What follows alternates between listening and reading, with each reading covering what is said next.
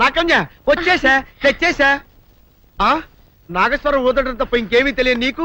పొయ్యి ఊదే కర్మ పట్టిందా? అక్కడ ఏంటి అలా రెచ్చిపోతున్నావు? నేను తెమ్మనవి తెచ్చావా లేదా? తెచ్చానండి బాబు. ఇదిగో ముక్క, ఇదిగో చుక్క. సారా నా చేతికిచ్చి నా కాడు తీసుకో. కాళ్ళేంటండి బాబు, మొత్తం అన్ని బిసికేస్తాను.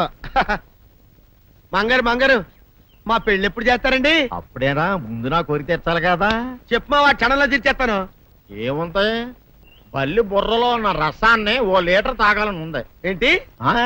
ఎద్దు కన్ను, దున్నపోతు గుండె, గుర్రం నాలక ఇవన్నీ తీసుకొచ్చి శనికాల మీద వేసి రంగరించి ఉప్పు కారం జల్లి కటకముక్క మాంసం తీసుకొచ్చి దీంట్లో కలిపి ఉడికించి బటన్ అదేంటమ్మా తిమింగలం మాంసం, అదే తిమింగలం పాలతో చేసిన పాయసంతో కలిపి తింటా నా సామి రంగా.